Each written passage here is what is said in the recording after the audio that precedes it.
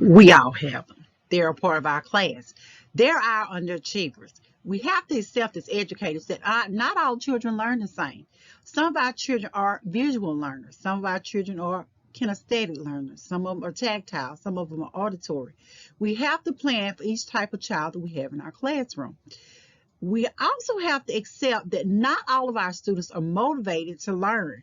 So what do? Well, the first thing we don't do is give up. So I'm going to talk to you today on this video about things we can do in order to motivate our underachievers. One of the things we have to remember to do as educators is identify the problem. There's always a reason our students are underachievers. They may be bored because they are, operating on a level that's ahead of their classmates. Maybe they're frustrated because they are behind and the material you're going over is too far advanced for them. Maybe they're distracted by some things that are going on in their own personal homes. They may be faced with peer pressure. They may have a learning disability that's keeping them from being able to concentrate on what's going on with the lesson. Or it may be a poor student-teacher relationship. It's amazing how much we influence what happens in our classroom. So as teachers, we have to remember with our underachievers that there's a cause, there's a reason. It's not because they just want to make you angry, but there is an underlying reason that they're not performing at their best. We've all heard the catchphrase, it's increase the rigor, increase the rigor, increase the rigor. The thing is with our underachievers, we can't start out with increasing the rigor. Although rigor is the magic bullet for today, not all of our assignments should be hard, not all of them should be difficult. We have to provide these students with chances or opportunities for success, and we do that by starting out small. We give them some material that we know that they understand already, and some things that we know that they can do. So then we begin to steadily increase the rigor or increase the difficulty of the task we're asking them to do as we go along. One of the first things we need to do with our students who are underachievers is create a comfortable environment. That means make them feel basically almost like they're at home, that they're in their comfort zone, that we are going to be understanding and respectful of them and the things that they can and cannot do. We need to make all of our students feel important. Let them know that what they're talking about or what they're trying to achieve is important to us. We need to actively listen to what they're telling us, and provide opportunities for success. We let these students know it's okay to make a mistake. The mistakes are normal. It's a part of the learning process.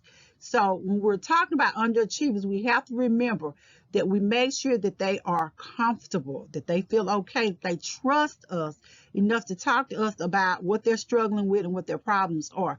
Also, right off from the beginning of school, we need to start off by creating a level of respect for them and among their classmates so they don't feel threatened or feel bad about their learning disability or whatever's going on is keeping them from being on the level that they're supposed to be. So when you're talking about techniques that you would use for your underachievers, small groups are one of them because they already feel isolated. We want to create a family-like environment for them. We want them to be comfortable. We need to place them in small groups. Small groups can be one-on-one.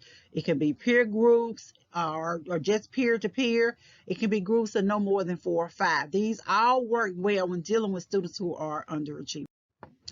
Teachers play a pivotal role in the educational process, and we all know that. It is especially true for our underachievers. What we expect is what our students are going to give us. So it is vital that we maintain high expectations, even for these students who are not quite on grade level, who are underperforming. We need to continuously communicate to them our expectations.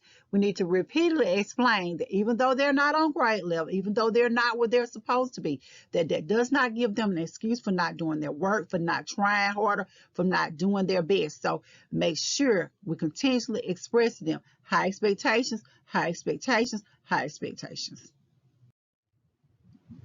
Talked about the good stuff, rewards and incentives.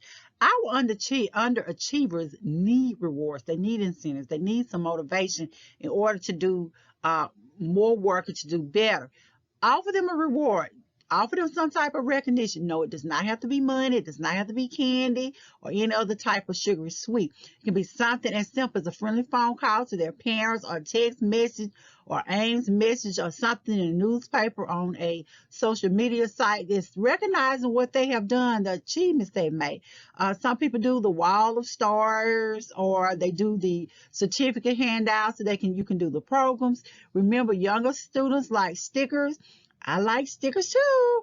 So when you talk about underachievers, you have to make a big deal out of it when they accomplish something. So make sure you offer them that motivation. You may want to do that party. You may want to give them a no homework pass. You may want to give them extra time in the gym. Or, if you can get out and walk, let them go on a walk, do something, but give them some type of incentive or reward for what they've done. Another way to get our underachievers involved in the learning process and more motivated to learn is to figure out what they like. We can do this at the beginning of school using our interest inventories. And we can also find out by being a little sneaky, asking questions throughout our lessons or during our class to discover the things that motivate them or interest them. And then we can incorporate those things into our lesson. We should be sure to incorporate as much pop culture as we can, because they like the latest songs, the latest artists, the latest music. So if we can find a way to get that involved with our class, then we should do it. We also should allow them to be creative, to think of ways that they can be more hands-on involved in class. So these are all what things that we can do to motivate our underachievers. And last but not least, when dealing with our underachievers, we have to learn to keep our cool. We can't lose our cool in front of the kids. We can't get mad. We can't scream. We can't yell. We may be frustrated, but we have to hold it in, because we can't let them know that we're upset. Because when we're upset, they're upset. They shut down. We want these students to keep achieving. So what we have to do is just continuously communicate to them what we expect, continue to encourage them, continue to motivate them, and even little by little, we'll begin to see some progress. And remember, even if you don't see it today, you don't see it tomorrow, eventually you will see it. It may be a year down the road, maybe when they're in the next teacher's room, but our whole goal is to get our underachievers to become motivated to learn.